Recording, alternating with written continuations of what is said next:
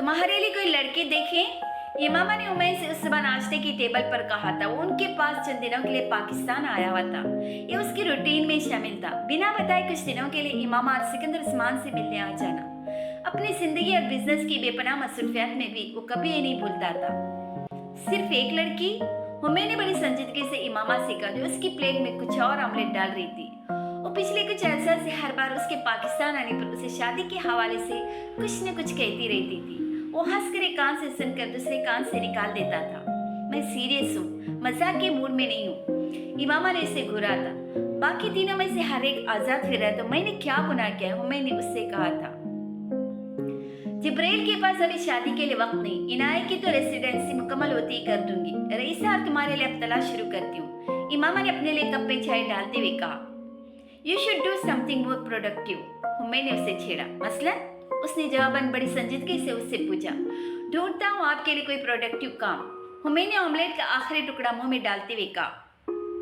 यहाँ करने के लिए कुछ भी नहीं है, और इस उम्र में नए सिरे से कोई एक्टिविटी ढूंढना मुश्किल होता। इतने सालों से एक रूटीन की आदी, और पापा को इस तरह घर छोड़कर मैं कोई एक्टिविटी ढूंढना भी नहीं चाहती। इमामा ने से बड़ी संजीदगी से कहा था, यूं जैसे उसे खदशा हो वाकई उसके लिए कोई एक्टिविटी ढूंढने न चल पड़े। वो था भी तो ऐसा ही।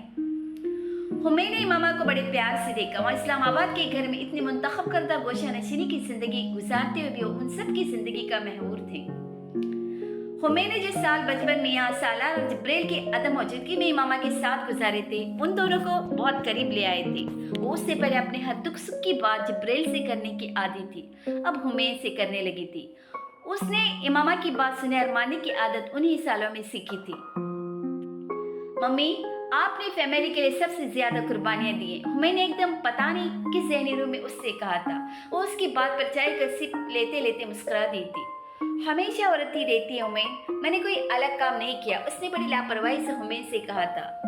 अगर आपको कभी अपनी जैसी कोई औरत मिले तो मुझे उससे जरूर मिलवाएं। हो सकता है मैं शादी कर लूँ उससे, बल्कि फौरन कर लूंगा, उसने कहा। इमामा बड़े पुरस्कार अंदाज में मुस्कुराए। ये तो काम बड़ा आसान कर दिया तुमने मेरे लिए, वो भी मुस्कुराया।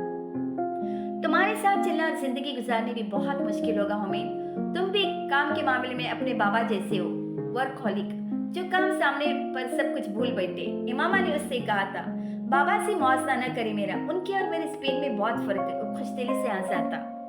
रईसा अच्छी लड़की है, इमामा ने एकदम कहा था। हुमैन को समझ नहीं आई उन्हें बैठे बिठाए रईसा क्यों याद आ गई थी। इमामा ने भी उससे आगे कुछ नहीं कहा था। हाँ, रईसा बहुत अच्छी लड़की है। उसने भी सोचे समझे बगैर माँ की बात की तायद की थी, और उसे हिशाम और रईसा का मसला याद आ गया था, जिसे डिस्कस करने के लिए इमामा के पास आया था। मगर अगले दिन सिकंदर उस्मान की अचानक मौत ने उसे करने नहीं दी। उस बैंक्वेट हॉल के ऊपर वाले फ्लोर के कमरे की खिड़की की शीशा से एक और टेलीस्कोपिक राइफल बिल्कुल उसी तरह उस टारगेट कलर को निशाना बनाए उल्टी गिनती गिनने में मसरूफ थी। वो चौथा फ्लोर था, और वो कमरा फ्लोर के स्टोर रूम्स में से एक था, जहां पर सफाई सुथराई उसी तरह का सामान ट्रॉलीज में भरा पड़ा था। जिन लोगों ने उस बैंक्वेट हॉल में उस मेहमान के लिए उस पेशेवराना कातिल का इंतखाब किया था, उन्हीं लोगों ने उस कातिल के लिए उस शख्स का इंतखाब किया था, और उस जगह का भी जहां वो 40 साल शख्स राइफल की ट्रिगर पर उंगली रखे आंखें उस टारगेट कलर पर लगाए बैठा था। उसने इस कमरे को अंदर से लॉक कर रखा था। वो एक ट्रॉली धकेलता उस कमरे में सुबह के वक्त आया था, जब उस फ्लोर के कमरे की हाउस कीपिंग हो रही थी, और फिर वो अपनी ट्रॉली को अंदर रखकर बाहर जाने की बजाय खुद भी अंदर ही रह गया था। वक्तन फौक्तन कुछ और भी ट्रॉलियां लाने वाले अंदर आते और जाते रहते, और उसके साथ हेलो हाय का तबादला भी करते रहते, मगर किसी को उस पर शबा नहीं हुआ था। एक मुकर्रर वक्त पर उसने स्टोर रूम को अंदर से लॉक कर लिया था, क्योंकि उसे पता था अब उस फ्लोर को भी वक्ती तौर पर सील किया जाना था, जब तक वो कॉन्फ्रेंस वहां जारी थी। स्टोर रूम की खिड़की के शीशे में उसकी टेलीस्कोपिक राइफल के लिए सुराख पहले से मौजूद था, जिसे टैप लगाकर वक्ती तौर पर बंद किया गया था। उसने टैप हटाने से पहले दूसरे टेलीस्कोप से सड़क के पास उस इमारत के उस फ्लैट की खिड़की को देखा, और फिर उस पेशेवर कातिल को जो घात लगाने की तैयारी कर रहा था। फिर उसने अपनी घड़ी को देखकर वक्त का अंदाजा लगाया। अभी बहुत वक्त था, और उसकी खिड़की से उस पेशेवर कातिल की खिड़की का व्यू बेहद जबरदस्त था। वो पहला फायर मिस भी कर जाता तो भी वो कातिल उसकी रेंज में रहता। भागते हुए भी, खिड़की से हटने की कोशिश के दौरान भी उन्होंने जैसे उसके लिए हलवा बना दिया था।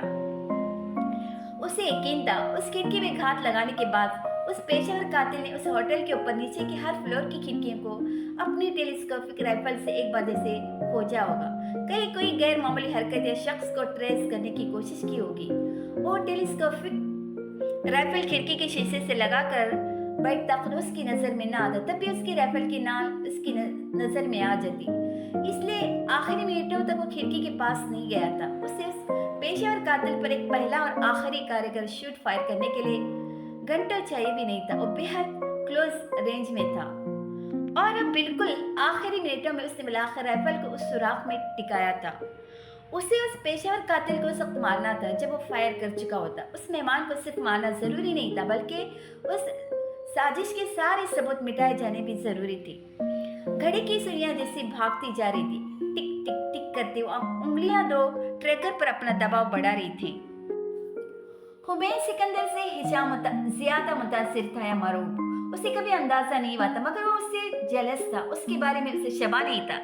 रईसा से मिलने और उसकी फैमिली के बारे में जानने से भी पहले हुमैन सिकंदर के बारे में जानता था। अपने तकरीबन हमउम्र उस नौजवान के बारे में उतना ही तजस्सुस रखता था जितना बिजनेस और फाइनेंस की दुनिया में दिलचस्पी रखने वाला कोई भी शख्स। हिशाम का बाप अमेरिका में सिफारतकारी के दौरान भी बहुत सारी कंपनीज चला रहा था और उन कंपनीज में से कुछ का वास्ता हुमैन सिकंदर की कंपनी से भी पड़ता था। वो खुद हुमैन से रईसा से मुतारफ होने से पहले कभी नहीं मिला था, लेकिन उसका बाप मिल चुका था और उसका मदह था। अपनी जिंदगी की दूसरी दहाई के अवाइल में वो जिन बिजनेस टाइकोजन से डील कर रहा था, वो उम्र में उससे दुगना नहीं 4 गुना बड़े थे। उसके बावजूद हुमैन सिकंदर की बिजनेस और फाइनेंस की समझबूझ को कोई सवाल नहीं करता था। वो बोलता था तो लोग सुनते थे, बयान जारी करता तो उस पर तबसरे आते थे, प्रोडक्ट प्लान देता तो ये मुमकिन नहीं था कि मार्केट में नोट न हो, और बिजनेस वेंचर्स करता तो ये मुमकिन नहीं था कि नाकामी से दो चार हो।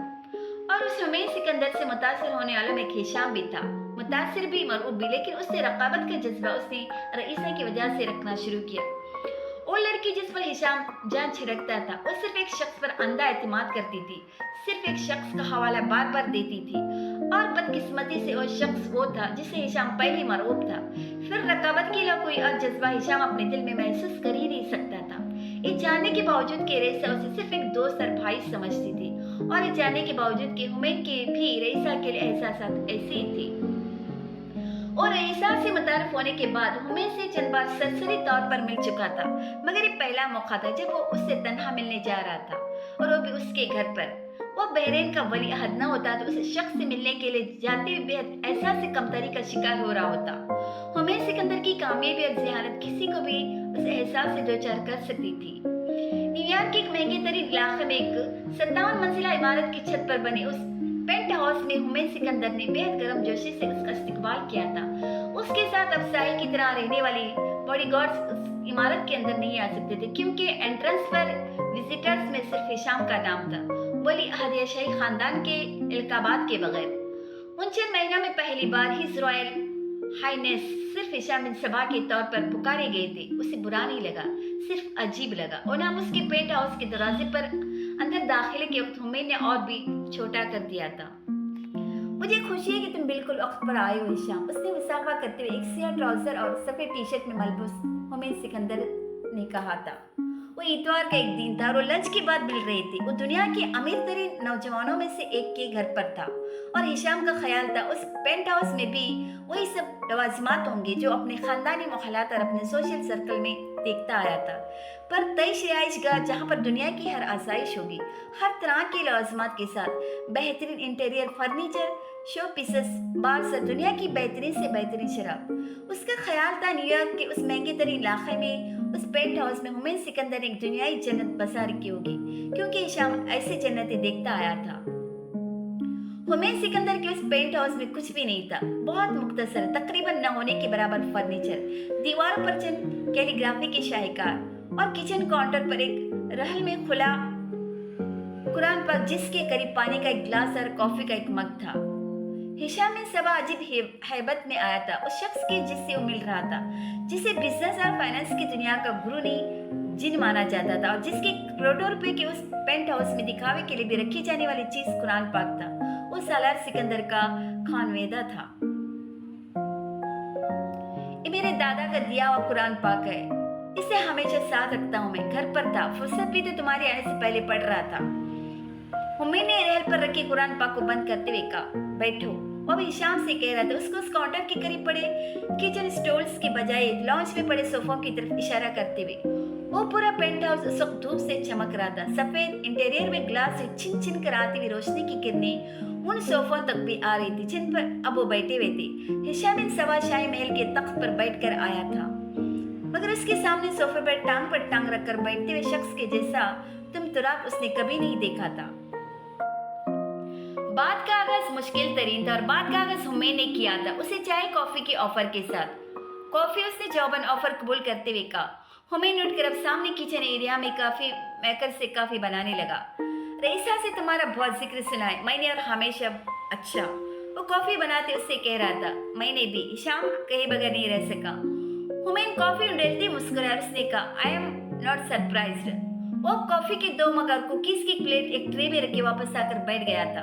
हिशाम ने कुछ कहे बगैर कॉफी का अपना मग उठाया। हुम्मे ने कुकी, तुम मुझसे मिलना चाहते थे? कुकी को खाना शुरू करने से पहले उसने जैसे हिशाम को एक रिमाइंडर दिया। हाँ, हिशाम को एकदम कॉफी पीना मुश्किल लगने लगा था। जिस मसले के लिए वो आया था वो मसला फिर गले के फंदे की तरह याद आया था। मैं रईसा से बहुत मोहब्बत करता हूँ। उसने बिलाखिर उस जुमले से आगाज किया जिस जुमले से वो आगाज करना नहीं चाहता था। गुड। हुम्मे ने बेहद इत्मीनान से जैसे कुकी को निगलने से पहले यूं कहा जैसे उसका चिप्स का स्कोर था। मैं उससे शादी करना चाहता हूँ। हिशाम ने अगला जुमला अदा किया। उसे अपना आप अजीब जुग्द महसूस हो रहा था उस वक्त। मैं जानता हूँ। हुम्मे ने कॉफी का पहला सिप लेते हुए कहा, मगर सवाल है कि करोगे कैसे? उसने जैसे हिशाम की मदद करते हुए कहा। वो उसे सीधा उस मौजू पर बात करने के लिए ले आया था जिस पर बात करने के लिए वो आया था। हिशाम अगले कई लम्हे उसकी आंखों में आंखें डाले देखता रहा, यहाँ तक कि हुम्मे को उस पर तरस आने लगा था। अगर तुम मेरी जगह होते तो क्या करते? हिशाम ने एकदम उससे पूछा। हुम्मे के चेहरे पर एक हल्की सी मुस्कुराहट आई। जो मैं करता हूँ तुम करने की जुरात भी नहीं कर सकती, हुम्मे ने जवाबन कहा। हिशाम को अजीब सी हिद्दत महसूस हुई। उसे चैलेंज कर रहा था। तुम बताए बगैर मुझे जज नहीं कर सकती, उसने हुम्मे से कहा। ठीक है, बता देता हूँ, हुम्मे ने कॉफी का कप रखते हुए कहा। रईसा को छोड़ देने के अलावा कोई भी हल बता दो मुझे मेरे मसले का। पता नहीं उसे क्या वहम हुआ था कि हुम्मे के बोलने से पहले वो एक बार फिर बोल उठा था। हुम्मे इस बार मुस्कुराया नहीं, सिर्फ उसकी आंखों में आंखें डालकर देखता रहा। मैं अगर तुम्हारी जगह होता तो। इमामा जिब्राइल का चेहरा देखकर रह गई थी। उसे कुछ देर के लिए उसकी बातें समझना ही मुश्किल हो गया था। उसने जो इनाया और अब्दुल्ला के हवाले से कहा, जो अहसन और अब्दुल्ला के हवाले से और जो अपनी और आयशा के हवाले से, वो सब कुछ अजीब अंदाज में उसके दिमाग में गुडमुड हो गया था। मुझे कुछ समझ नहीं आ रहा जिब्राइल, वो बिलाखिर उससे कहे बगैर नहीं रह सकी। Mummy I am sorry. Jibrail के बेख्तियार उसके चेहरे की तासरात से अंदाजा हुआ कि उसने माँ को परेशान और हवास बाख्ता कर दिया था। जिंदगी में पहली बार वो माँ को किसी लड़की के हवाले से अपने किसी अफेयर की बात कर रहा था। वो भी एक ऐसा मामला जिसमें उस पर इल्जामात लगाए जा रहे थे। आयशा अब्दीन कौन थी? इमामा ने जिंदगी में कभी उसका नाम नहीं सुना था, और जिब्राइल पर क्यों उसके साथ इन्वॉल्व होने का इल्जाम एक ऐसा शख्स लगा रहा था जो उसके होने वाले दामाद के लिए एक इंस्पिरेशन की हैसियत रखता था। और जिब्राइल क्यों इनाया की शादी अब्दुल्ला के साथ करने के अचानक खिलाफ हो गया था, जबकि माजी में हमेशा वही था जो इमामा को अब्दुल्ला के हक में कायल करने की कोशिश करता रहा था।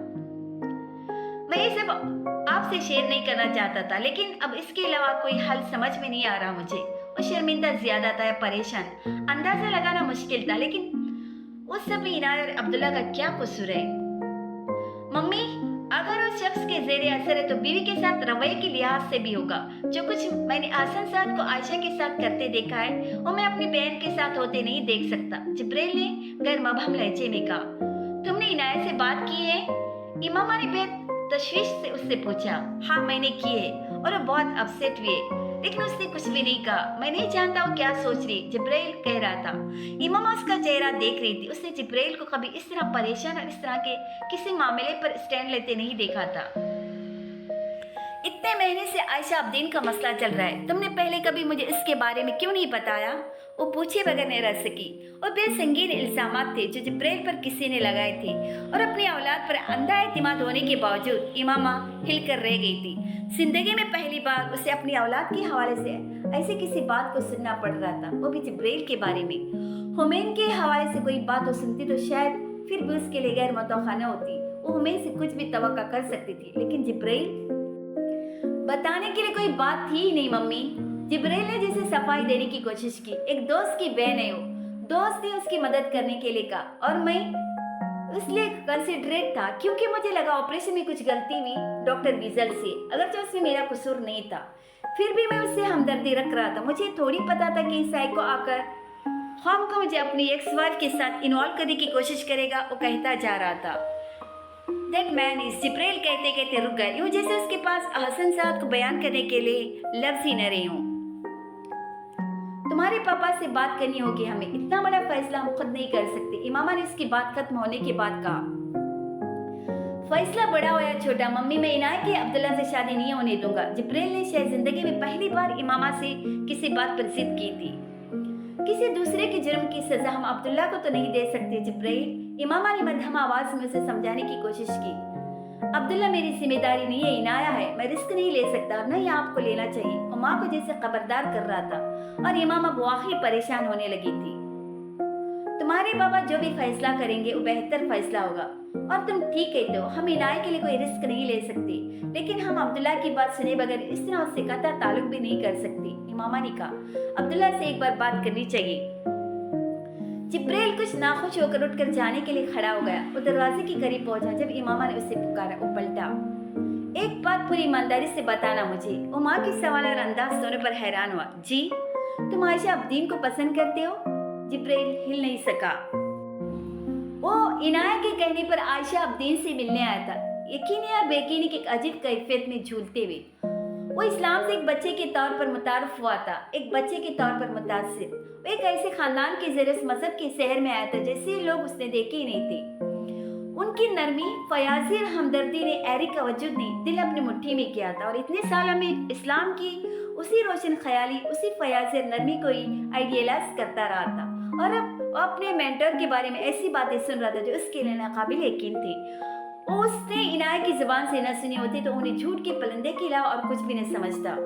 डॉक्टर हसन सद वो नहीं हो सकते थे और वो नहीं कर सकते थे जिसका इल्जाम इनाया उन पर लगा रही थी। इनाया ने अमेरिका पहुंचने के फौरन बाद उसे कॉल करके बुलवाया था और फिर हसन साहब के मामले को उससे डिस्कस किया था। जिब्राइल पर डॉक्टर हसन के इल्जामात को भी और शब्दीन के साथ होने वाले मामलात को भी। वो यकीन करने पर तैयार नहीं था कि हसन साहब इतना बेहिसाब झूठा हो सकता था, मगर जिस पर इल्जामात लग रहे थे उसके बारे में भी अब्दुल्ला कसम खा सकता था कि वो ये नहीं कर सकता। दोनों के दरमियान बहस हुई, फिर तकरार और फिर उनकी जिंदगी का पहला झगड़ा। वो बेहद ठंडे और धीमे मिजाज के लोगों में।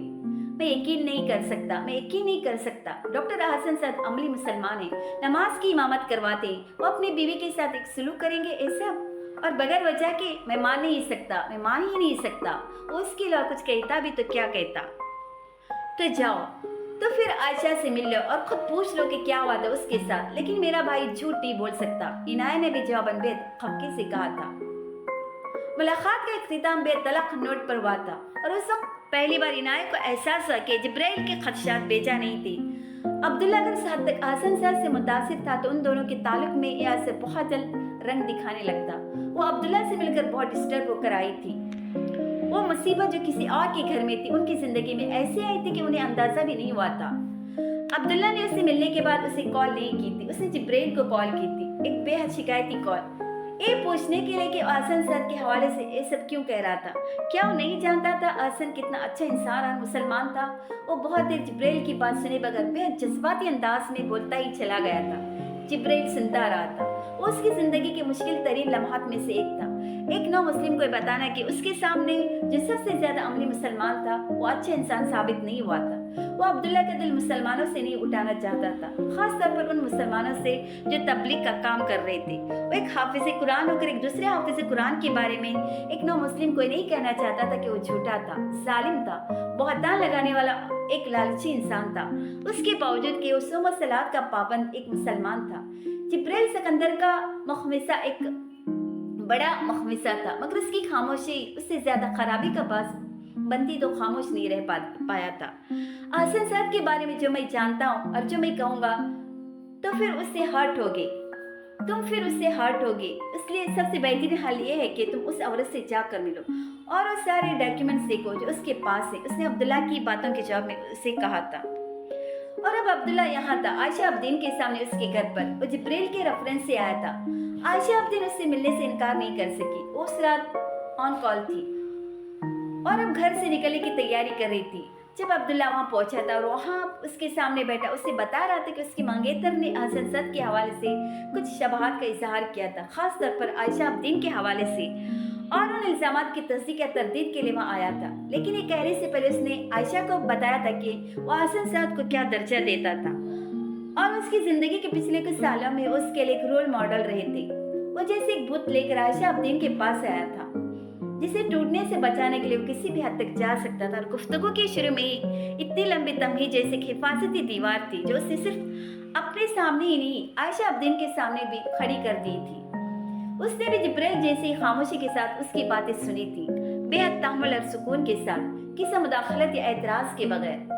अब्दुल्ला को कम अज कम उससे तवक्का नहीं थी। वो यहाँ आने से पहले आयशा अब्दीन का एक इमेज जहन में रख कर आया था। वो पहली नजर में भी उस इमेज पर पूरी नहीं उतरी थी। बेहिजाब होने के बावजूद उसमें अब्दुल्ला को बेहाई नहीं दुखी थी। बेहद सादा लिबास में मेकअप से बेनियाज चेहरे वाली एक बेहद हसीन लड़की, जिसकी आंखें उदास थी और जिसकी आवाज बेहद धीमी। अब्दुल्ला एक तेज तरार, बेहद फैशनेबल, अल्ट्रा मॉडर्न औरत से मिलने की तवक्का लेकर आया था, जिससे उसके अपने ख्याल डॉक्टर हसन सद के बताए किरदार के मुताबिक बेहद काबिल एतराज हुलिये में होना चाहिए था। मगर अब्दुल्ला की किस्मत में शायद और हैरान होना बाकी था। इनाया और जिब्राइल दोनों ने उससे कहा था कि वो उससे डॉक्यूमेंट्स दिखाएगी। हसन सद से तलाक के कागजात, कानूनी कार्रवाई के कागजात, कोर्ट की जजमेंट, कस्टडी की तफसीलात और वो हकाइक जो सिर्फ वही बता सकती थी। आयशा अब्दीन ने ऐसा कुछ भी नहीं कहा था। हसन सद बुरा शख्स नहीं है, सिर्फ मैं और वो कंफर्टेबल नहीं थे, इसलिए शादी नहीं चली। तकरीबन 10 मिनट तक उसकी बात सुनने के बाद आयशा ने बेहद मध्यम आवाज में मुझसे कहा था, वो यकीनन इतनी अच्छी मुसलमान है जितना आप उसे समझते हैं और उसमें बहुत सारी खूबियां हैं। अब बड़े खुशकिस्मत है कि आपका वास्ता उनकी खूबियों से पड़ा। मैं शायद अपनी इतनी खुशकिस्मत नहीं थी या फिर मुझसे कोताहियां सरजद हुई होंगी, वो कह रही थी। और अब्दुल्ला के दिल को जैसे तसल्ली नहीं हो रही थी। ये वो कुछ नहीं था जो सुनना चाहता था, लेकिन वो भी नहीं था जिसकी उसे तवक्का थी। वो आपके लिए एक इंस्पिरेशन और रोल मॉडल है, यकीनन होंगी, वो कह रही थी। कोई इंसान परफेक्ट नहीं होता, मगर चंद गलतियां करने पर हम किसी को नजरों से नहीं गिरा सकती। मेरे और हसन सद के दरमियान जो भी हुआ उसमें उनसे ज्यादा मेरी गलती है, और आपके सामने मैं उनके बारे में कुछ भी कहकर वो गलती फिर से दोहराना नहीं चाहती। आयशा ने बात खत्म कर दी थी। अब्दुल्ला उसकी शक्ल देखता रह गया था। उसे तसल्ली होनी चाहिए थी, नहीं हुई। वो वहाँ हसन सद के बारे में कुछ जाने और खोजने नहीं आया था, उसको डिफेंड करने आया था। उस औरत के सामने जो उसकी तस्लीह और तस्दीक और दिल शिकने का बास बनी थी, लेकिन उस औरत ने जैसे उसके सामने कोई गुंजाइश ही नहीं छोड़ी थी किसी सफाई, किसी वजाहत की। उसने हर गलती, हर गुनाह खामोशी से अपने खाते में डाल लिया था। उसके लॉन्च में बैठे अब्दुल्ला ने दीवारों पर लगी उसके बेटे की तस्वीरें देखी थी, उसकी खिलौनों की। एक छोटा सा साफ सुथरा घर, वैसी जगह नहीं जैसा वो उसे तस्वर करके आया था, क्योंकि हसन सद ने उसे उस औरत के बहत्तरपन की भी बहुत किस्से सुना रखे थे, जो हसन सद के घर को चलाने में नाकाम थी, जिसका वाहिद काम और मसरूफियत टीवी देखते रहना, आवारा फिरना था, और जो घर का कोई काम करने के लिए कहने पर भी बरहम हो जाती थी। अब्दुल्ला के दिमाग में ग्रह बढ़ती ही चली जा रही थी। उस लड़की से नफरत नहीं कर सका, उसे नापसंद नहीं कर सका। जिब्राइल से आपका क्या ताल्लुक है? बिलाखिर एक आखिरी सवाल पर आ गया था, जहां से सारा मसला शुरू हुआ था। मैं उससे प्यार करती हूँ। वो उसके सवाल पर बहुत देर खामोश रही, फिर उसने अब्दुल्ला से कहा, सिर उठाकर नजरें चुराए बगैर, I met your ex wife. वो जुमला नहीं था, जैसे एक बम था जो उसने हसन सद के सर पर फोड़ा था। अब्दुल्ला पिछली रात वापस पहुंचा था और अगले दिन हॉस्पिटल में उसकी मुलाकात हसन से हुई थी। उसी तरह हशाश बशाश, बाखलाक पुरजोश। अब्दुल्ला के कानों में इनाया और जिब्राइल की आवाजें और इंकशाफात गूंजने लगे थे। उसने हसन से मुलाकात का वक्त मांगा था, जो बड़ी खुशदिली से दिया गया था। वो दोनों एक ही अपार्टमेंट की बिल्डिंग में रहते थे। हसन के वालिदैन उसके साथ रहते थे, इसलिए मुलाकात अपने घर पर करना चाहता था, मगर हसन शाम कुछ मसरूफ था, तो अब्दुल्ला को उसी के अपार्टमेंट पर जाना पड़ा। वहाँ उसकी मुलाकात हसन के वालिदैन से हुई थी, हमेशा की तरह एक रस्मी हेलो हाय। हसन लॉन्च में बैठे बिठाए उससे बात करना चाहता था, मगर अब्दुल्ला ने उसे अलहदगी में मिलना चाहा था। और तब वो उसे अपने बेडरूम में ले आया था, मगर वो कुछ उलझा हुआ था। अब्दुल्ला का रवैया कुछ अजीब था, मगर अहसन सद की छठी हिस्स उसे उससे भी बुरे सिग्नल्स दे रहे थे और बिल्कुल ठीक थे। अब्दुल्ला ने कमरे के अंदर आते ही गुफ्तगू का आगाज उसी जुमले से किया था और अहसन सद का लहजा, अंदाज और तासरात पलक झपकते में बदले थे। अब्दुल्ला ने जिंदगी में पहली बार उसकी आवाज सुनी थी। वो लहजा बेहद खुश्क और सर्द था, रूड बेहतर लफ्ज था उसे बयान करने के लिए, और उसके माथे पर बल आए थे, आंखों में खा जाने वाली नफरत। पीछे ऑटो के साथ उसने अब्दुल्ला से कहा, क्यों? अब्दुल्ला ने बेहद मुख्तसर अल्फाज में उसे बताया कि इनाया ने उससे कहा था कि जिब्रेल इसकी शादी अब्दुल्ला से नहीं करना चाहता, और उसके इनकार की वजह अहसन साद से उसका करीबी ताल्लुक था। उसने अहसन साद को बताया कि इनाया और जिब्रेल दोनों ने उस पर संगीन इल्जामात लगाए थे और उसे आयशा अब्दीन से मिलने के लिए कहा, जो उसके लिए ज़रूरी हो गया था। तो तुमने उन पर एतबार किया, अपने उस्ताद पर नहीं, और तुम मुझसे बात या मशवरा किए बगैर उसको तिया से मिलने चले गए, और तुम दावा करते कि तुमने मुझसे सब कुछ सीख लिया। आसन ने उसकी गुफ्तगू के दरमियान ही उसकी बात बेहद खशमा के लहजे में काटी थी। अब्दुल्ला बात वैसे भी करने के काबिल नहीं रहा था। उसने आसन सद की जुबान से अभी एक गाली सुनी थी आयशा अब्दीन के लिए। वो गाली उसके लिए शॉकिंग नहीं थी, आसन सद की जुबान से उसका निकलना शॉकिंग था, मगर वो शाम अब्दुल्ला के लिए आखिरी शौक लाने वाली नहीं थी। वो जिस बुत की पूजा कर रहा था, वो वहाँ उस बुत को औंधे मुंह गिरते देखने आया था।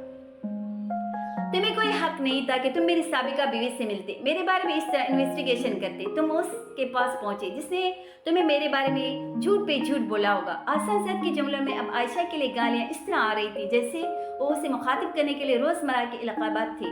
वो गुस्से की शिद्दत से बेकाबू हो रहा था। आयशा की नफरत उसके लिए संभालना मुश्किल हो रही थी, या अपना सालों का बनाया हुआ इमेज मस्त होने की तकलीफ ने उसे उस तरह बिलबिलाने पर मजबूर कर दिया था। अब्दुल्ला समझने से कासिर था।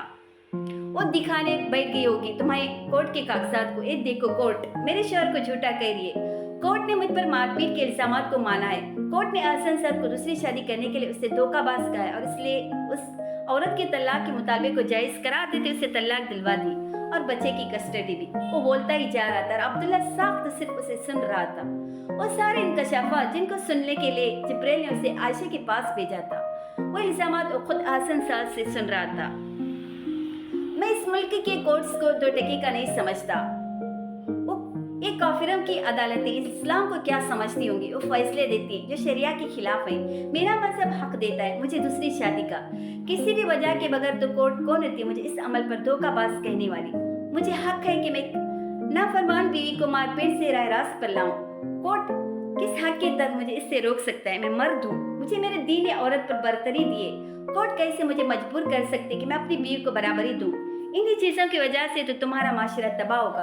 बेहयाई, उरियानी, मुजोरी, मर्द की नाफरमानी, यह चीजें तो ले डूबी हैं तुम्हारी औरतों को। और तुम्हारी कोर्ट्स कहते हैं हम भी बेगैरत हो जाएं और उन औरतों को बसाएं जो उनके पीछे कुत्ते की तरह तुम हिलाते फिरें। वो शख्स कौन था? अब्दुल्ला पहचान ही नहीं पा रहा था। इतना ज़ेर, इतना तासुब, ऐसे अल्फाज, अरे सोच। उसने डॉक्टर हसन के अंदर छुपा इंसान तो कभी नहीं देखा था, जो अमेरिका को हमेशा अपना मुल्क करार देते हुए अपने आप को एक प्राउड अमेरिकन कहता था। और आज वो उसे तुम्हारा मुल्क, तुम्हारा माशरा, तुम्हारे कोर्ट्स कहकर बात कर रहा था। उम्मत और अखवत के जो वो लफ्ज़ उसका कलमा थे, वो दोनों एकदम कहीं गायब हो गए थे। अब तलाक मुंह पर मार कर मैंने उस हराफा को छोड़ा हुआ हूँ तो ख्वार होती फिर रही है, किसी की पर गर्लफ्रेंड ही रही होगी। वो सारी उम्र कभी बीवी नहीं बनेगी। उसे यही आज़ादी चाहिए। तुम्हारी सब औरतों को ये सब चाहिए। घर, खानदान, चार दीवारी किसी चिड़िया के नाम है। उन्हें क्या पता इस्मत जैसा लफ्ज़ उनकी डिक्शनरी में ही नहीं। और फिर इल्ज़ाम लगाती है शौहरों पर तशद्दुद के। घटिया औरतें। उसके जुमलों में अब बेरब्तगी थी, यूं जैसे वो खुद भी अपनी बातें जोड़ न पा रहा हो, मगर वो खामोश होने पर तैयार नहीं था। उसका इल्म बोल रहा होता तो अगले कई घंटे भी अब्दुल्ला उसी तरह उसे सुन सकता था जैसे वो हमेशा सहज़दा मामूल की तरह सुनता रहता था। मगर ये उसकी जिहालत थी जो गुफ्तगू कर रही थी और करती ही रहना चाहती थी। अब्दुल्ला उसकी बात कर कुछ कहना चाहता था, मगर उससे पहले अहसन सद के दोनों माँ बाप अंदर आ गए थे। वो यकीनन अहसन के इस तरह बुलंद आवाज में बातें सुनकर अंदर आए थे। अब्बू, मैंने आपसे कहा था ना कि आपके दोस्त का बेटा मेरा दुश्मन है, मुझे नुकसान पहुंचाएगा। अब देख ली वही हो रहा है। वो मुझे जगह जगह बदनाम करता फिर रहा है। अहसन ने अपने बाप को देखते ही कहा था। कौन? सद ने कुछ हक्का बुक्का अंदाज में कहा। जिब्रील। अहसन ने जवाबन कहा, अब्दुल्ला की तरफ इशारा करते हुए कहा, इसे आयशा से मिलवाया उसने, और उस औरत ने उसे मेरे बारे में झूठी सच्ची बातें की हैं, जहर उगला है मेरे बारे में। वो एक छोटे बच्चे की तरह बाप से शिकायत कर रहा था। आयशा ने मुझसे आपके बारे में कुछ भी नहीं कहा, जो भी बताया आपने खुद बताया है, अब्दुल्ला ने सर कुछ कहने से पहले कहा था। उसने मुझसे सिर्फ ये कहा कि आपके और उनके दरमियान कंपेटिबिलिटी नहीं थी, मगर कोई कोर्ट पेपर्स और कोर्ट में आप पर साबित होने वाले किसी इल्जाम की उन्होंने बात की ना ही मुझे कोई पेपर दिखाया। जो भी सुन रहा हूँ वो मैं आपसे ही सुन रहा हूँ। अब्दुल्ला का ख्याल था हसन सर हैरान रह जाएगा और फिर शर्मिंदा होगा, ऐसा नहीं हुआ था। तुम मुझे बेवकूफ बनाने की कोशिश मत करो, हसन सर ने उसे दरमियान में टोक दिया था। अब्दुल्ला उठकर खड़ा हो गया। उस घर में एकदम ही उसका दम घुटने लगा था। अब सिर्फ हसन सर नहीं बोल रहा था, उसका बाप और माँ भी बोलने लग गए थे। वो तीनों बैक वक्त बोल रहे थे और आयशा अब्दीन को लानत मलामत कर रहे थे, जिब्राइल को, सालार सिकंदर को, जिसके मासी के हवाले से साथ एकदम बहुत सारी बातें याद आने लगी थी, और इमामा के बारे में जिसका पहला मजहब कादियानी था। अब्दुल्ला को एकदम खड़े खड़े महसूस होने लगा था कि जैसे वो एक मेंटल एजिलियम में खड़ा था। वो उसके खड़े होने पर भी उसे जाने नहीं दे रहे थे, बल्कि चाहते थे उसकी हर बात सुनकर जाए। एक एक बहतान, एक एक राज सिर्फ उनके सीनों में दबा हुआ था और जिसे बात आशिकार कर देना चाहते थे। इस्लाम का वो चेहरा अब्दुल्ला ने कभी नहीं देखा था और न ही वो देखना चाहता था। वो मजहब उसके लिए हमेशा हिदायत और मरहम था, बेहिदायती और जख्म कभी नहीं बना था।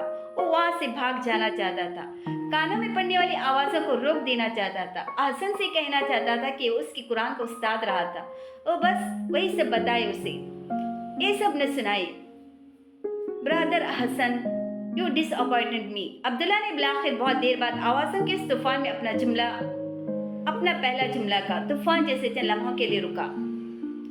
आपके पास बहुत इल्म है, कुरान पाक का बहुत ज्यादा इल्म है, लेकिन नाकिस। आप कुरान पाक को हिफ्ज़ तो किए हुए, मगर न उसका मफ़हूम समझ पाए, न अल्लाह और उसके रसूल सल्लल्लाहु अलैहि वसल्लम की तालीमात, क्योंकि आप समझना नहीं चाहते उस किताब को जो अपने आप को समझने और सोचने के लिए बुलाती है। आपसे एक बार मैंने एक आयत का मतलब पूछा था कि कुरान दिलों पर मेहर लगा देने की बात करता है, तो उसका क्या मफ़हूम है। मुझे उसका मफ़हूम उस वक्त समझ नहीं आया था, आज आ गया। आप मेरे उस्ताद रहे, मगर मैं दुआ करता हूँ अल्लाह आपके दिल की मेहर तोड़ दे और आपको हिदायत अता फरमाए। वो हसन सर को बीच बाजार में जैसे नंगा करके चला गया था, वहाँ ठहरा नहीं था।